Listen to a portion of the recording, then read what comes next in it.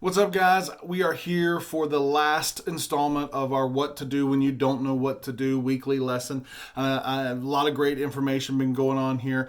It's been great to follow. You guys can go back and watch the older videos if for some reason you missed one, but some really great stuff that's really important for what we're going through as a world right now. So, without further ado, let's get started. Now, I want to tell you about a friend that I had in high school. His name was Eric Cook. Okay, he was a big dude. All right, and I'm a big dude too. I get it, but let me tell you how big and strong this dude was. This dude, we're walking down the hall one day. All right, you guys can see me. You know how big a guy I am. I jump up, grab his shoulders sideways, and my legs are sticking out. He takes one false step and keeps walking down. All right, big dude. He and I would hit each other in practice, football, and all the time. It was just a friendly rivalry going on. The only time I could beat him is when I would headbutt him and make him blink. Yeah, that's it. Other than that, he was so much lower and just drove me away. So you may call that cheating, or you may call that using the advantages that I have, a hard head.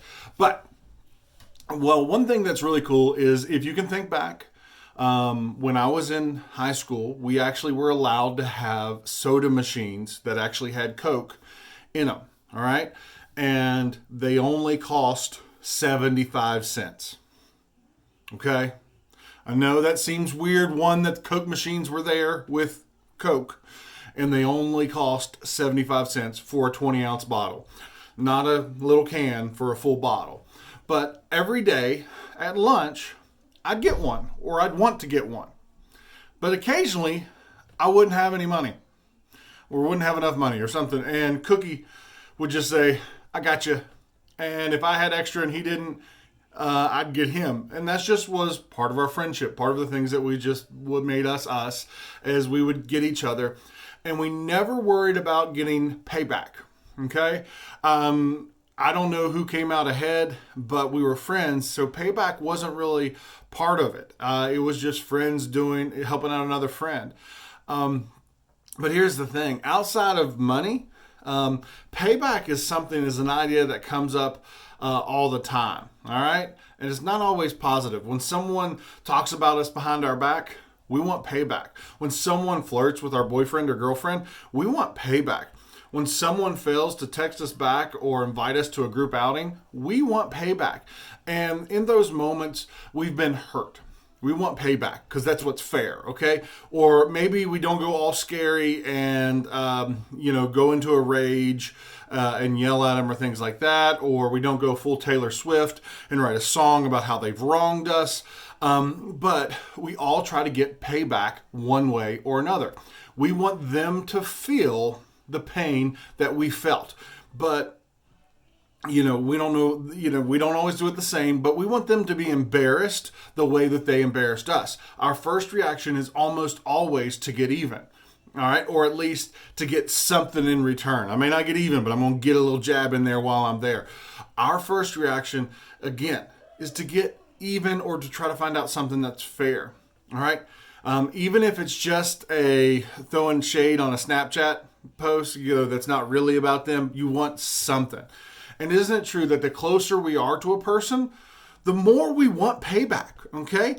Most of you aren't trying to pay back someone else's brother or sister. No. Your feelings aren't hurt because of someone else's best friend. You're probably not that angry because of what someone else's ex did, all right?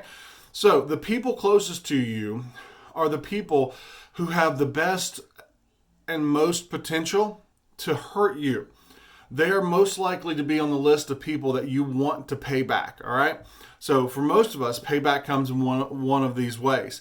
Public payback, and that's where we talk about them in an obvious way. We talk bad about the person, and we just throw a bunch of shade and things like that, and we roast them, and we say, just kidding. Or the Southern way is bless their heart. Or the Christian way is to ask a prayer request for some heinous thing that they've done.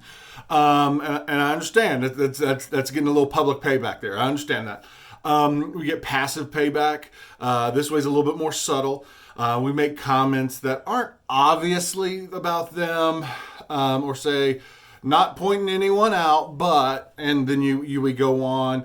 It's just we just do something, or we ignore their text, we ghost them or something like that. And then there's my personal favorite, the imaginary payback.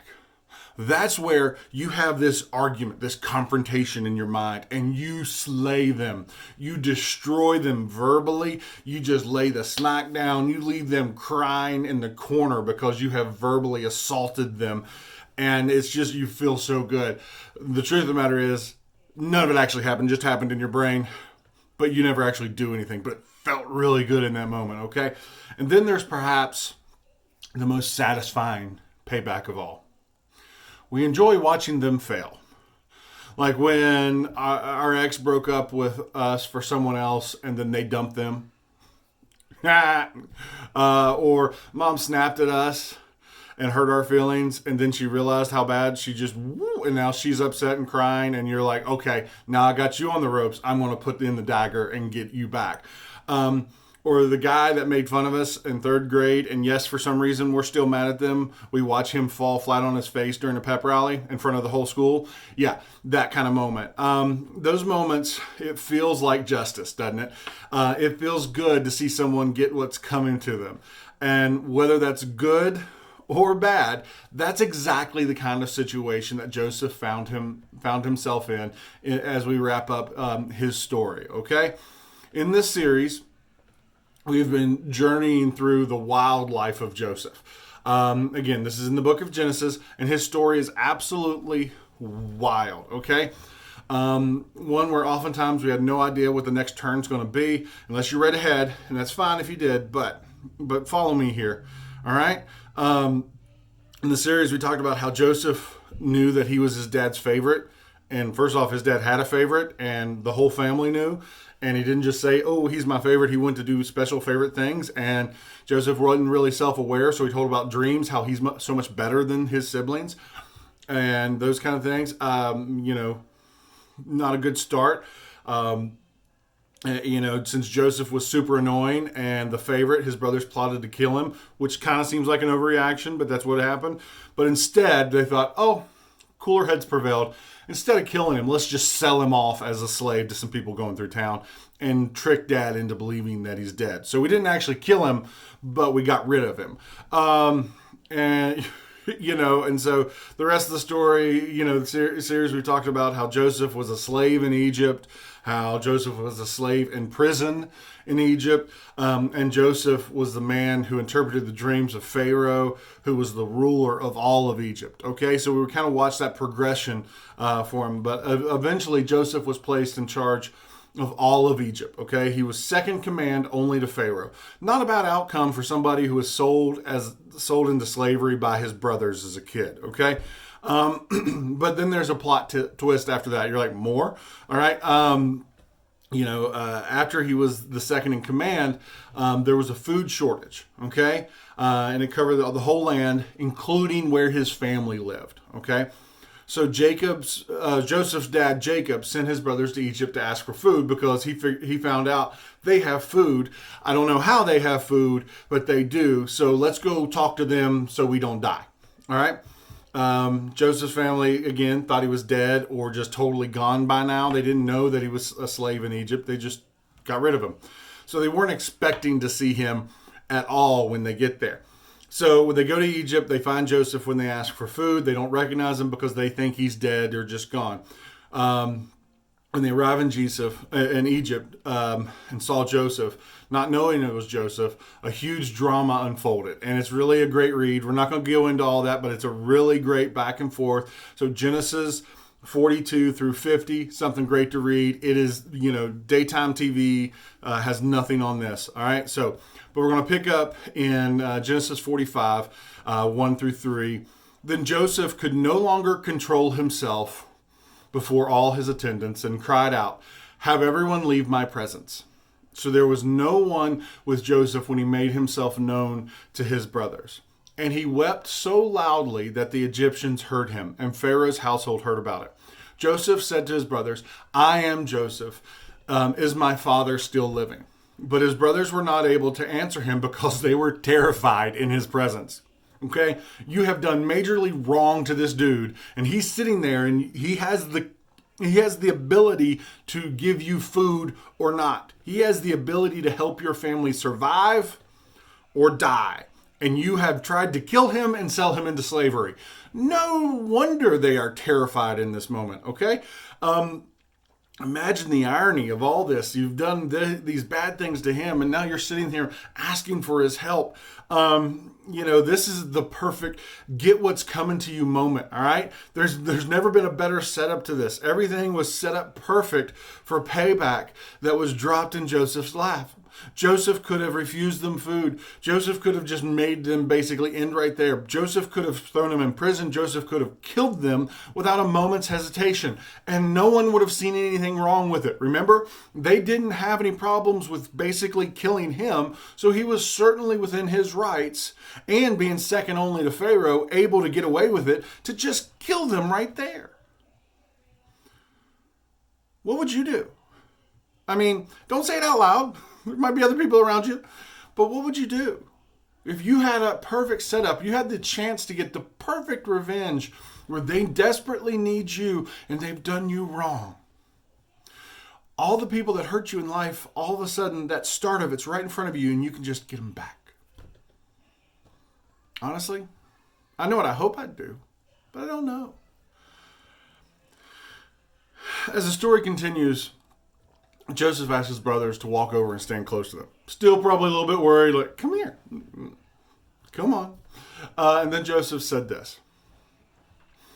I am your brother, Joseph, the one you sold into Egypt. And now do not be distressed and do not be angry with yourselves for selling me here, because it was to save lives that God sent me ahead of you. For 2 years now, there has been a famine in the land. And for the next 5 years, there will be no plowing or reaping. But God sent me ahead of you to preserve you for a remnant on earth and to save your lives by a great deliverance. Now, there's only one reason that Joseph could have said that calmly, that he could have responded the way that he did.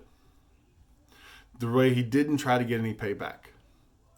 Because he had already let go of the idea of revenge. He had already done the hard work of forgiveness. How do we do that?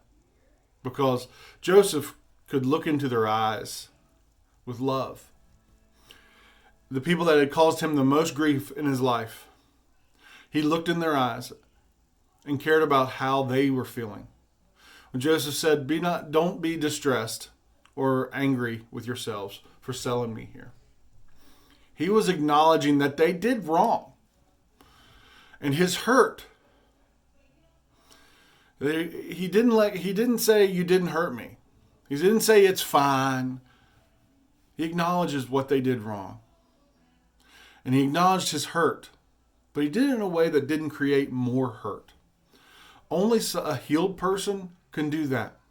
Only a person who had already forgiven could do that. Joseph chose forgiveness over payback. And we see that in the moment where he had the greatest opportunity for revenge. Never again will there be as sweet a moment for revenge. But somewhere between being sold into slavery and being reunited with his brothers, Joseph did the hard work of giving his hurt to God and allowing God to be central in his healing. That's why Joseph was quick to acknowledge God in the area where his brothers had caused him the most pain. It didn't make his brother, what his brothers did, okay? It didn't make Joseph's pain any less. But what it did is it took the real pain, it took that real hurt, and it didn't put it in the center. It put God in the center, okay? And it made forgiveness possible. Because if it's all you're focusing on, you can't get past it. It's like riding a bike. If there's a rock in front of you, don't stare at the rock. You'll run right into it. Look at the clear path and you'll go around. Forgiveness was not only for his brothers, but forgiveness was also for himself. It helped him get rid of the pain too. Far too long, if we hold a grudge, we hurt ourselves, not the others around us. Joseph went on to tell his brothers to go get their father and the entire family and bring them back to Egypt because the famine would continue. This was just the beginning. There was 5 more years of famine. And, without making his family suffer, brought him there. And then this is what happened. And this is great. Genesis 45:15 says, "And he kissed all his brothers and wept over them. Afterwards, his brothers talked with him." That may be the only thing better than payback. Reconciliation. This is where we see God do impossible things in a relationship. Bring peace when there has been only hurt. All because of forgiveness. When it comes to other people hurting us, we too have the opportunity to choose to do something better than payback. In fact, there's a simple way to remember it. When you don't know what to do, pursue peace instead of payback. When you pursue peace, you fight for the relationship. In other words, you can fight to win, you can fight to be right, you can fight to make your point, or you can fight the urge for payback and pursue peace. But you can't do both. Joseph preserved his relationship with all of his brothers because he chose peace. And he was able to do that because he fought for forgiveness. And he was only able to forgive with the help of God. Okay? Joseph didn't have some superpower to do this, okay? He just had the determination to do the work required and an understanding of God at work in this situation, which means you and I can do this too. When you pursue peace, you lay down your right to get payback, okay? You let go of revenge. You say goodbye to your desire to get even. Instead, you choose a path of forgiveness. Now, you may have to keep reminding yourself you've chosen the path of forgiveness, but you keep choosing it. You choose God's story of reconciliation instead of your own story of payback and revenge. This is easier said than done and something that you're going to have to work at daily. But the ultimate benefit is for you. You not only have peace with them, but you have peace with you. Okay? So here's why this is complicated. Because what happened to you isn't exactly what happened to Joseph. I could tell hundreds and hundreds of stories, and it's not going to end up just exactly like what happened to you or what you're going through. All right? Maybe you've been spending this time wondering, do you always have to reconcile? Do we always have to forgive? What about when it's toxic? What about when X, Y, and Z happen? What about in this situation and that situation? And there's so many different things. And that's why it's important to come together as a group, as a small group, and hang out with each other and to support each other. That's what's so wonderful about us getting together, is that we can get through this together. With God's help and God's love, we can choose the right things to do together. We don't have to do this alone, okay? We want you to talk about what it looks like in your life, in your real life situations with your real family and your real friends, okay? As we transition today, what I want you to do is I want you to think about the power that you have when it comes to pursuing peace. What areas do you need to decide and make a choice in? Who do you need to forgive? What offense do you need to bring to God? Because here's the deal. He can do incredible things in your story that you can't even imagine yet. So when you don't know what to do, pursue peace instead of payback. I love you guys. See you soon.